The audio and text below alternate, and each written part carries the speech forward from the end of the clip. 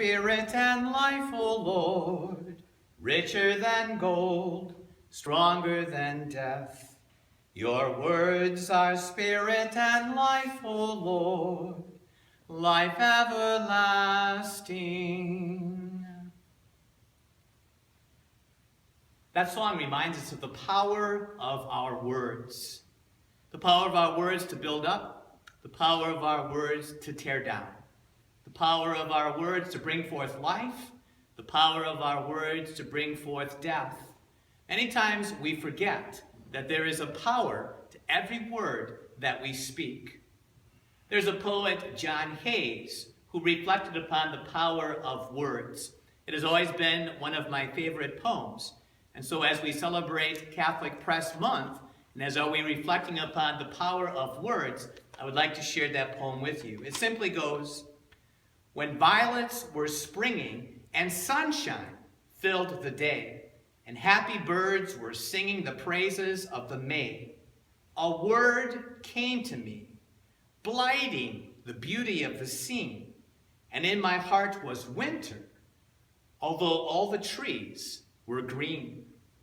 Now down the blast go sailing the dead leaves brown and sere, the forests are bewailing the dying of the year, and then a word comes to me, lighting with rapture all the air, and in my heart is summer, though all the trees are bare. The power of words. The power of words within our relationships as a family and with our friends. The power of our words here at the Curia as we work and minister with one another.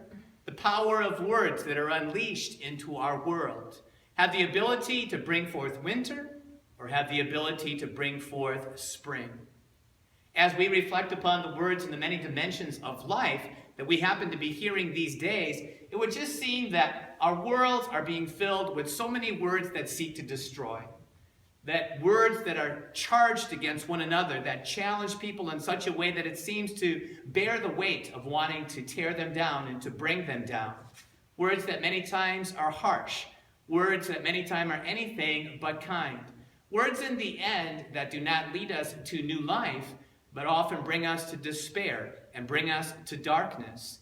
Many times of every day, in so many ways, we are aware of those words of darkness, despair, and death.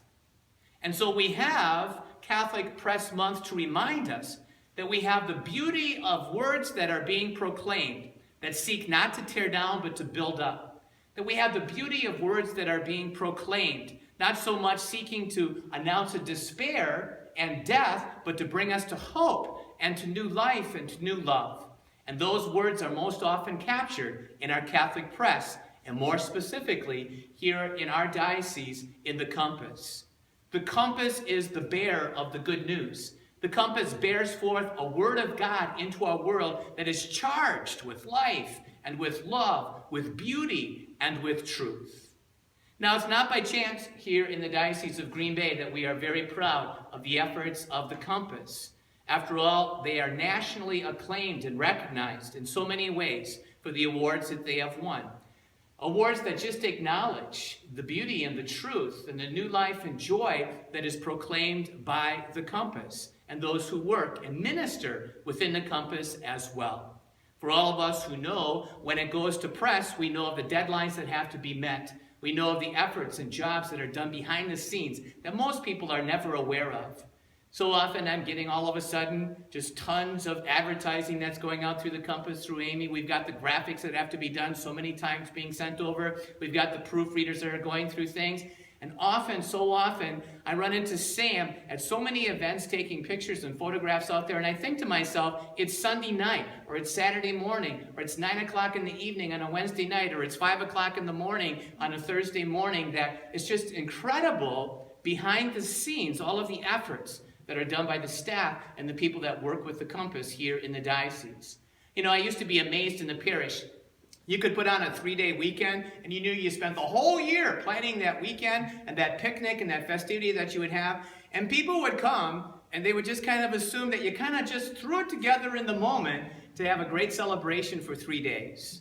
Often, when I'm reading the compass, when you're reading the compass, Often when a deadline is met and we send that compass out to the thousands of households, tens of thousands within our diocese, it arrives in our hands, and before our eyes, it just seems like they put it together at the last minute and they just happen to get it out on time. When in fact, today we appreciate and today we say thank you to the staff for the many efforts that go on in so many ways that we'll never be aware of, to be able to produce and to give us that print, to be able to give us the beauty and the truth, the life and the love that is revealed in the compass. Now, Jesus, for the members of the compass, has a few words today of encouragement, but also of direction. And so in that first reading today, Jesus reminds us that you are a lamp. Your feet would be a lamp that lights the way as you announce the good news of the Lord. That in the end, it's not you, it's the Lord that we're honoring and acknowledging today. That you are an instrument of the Lord. You are the means by which the Lord himself communicates with the people of the Diocese of Green Bay.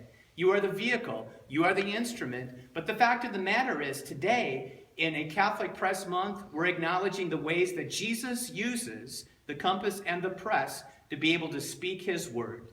And yet, wherever your feet carry that word, wherever it goes out in the Diocese of Green Bay, there is the powerful presence of Jesus. His truth, his light, his love, his hope are being communicated in such a powerful and a real kind of way.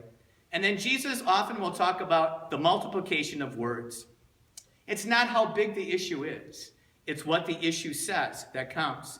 And Jesus reminds us that it's not the multiplication of words, but it's the direction of those words. It's the depth of those words. It's the width of those words to call others into that beauty, into that light, into that life, and into that love.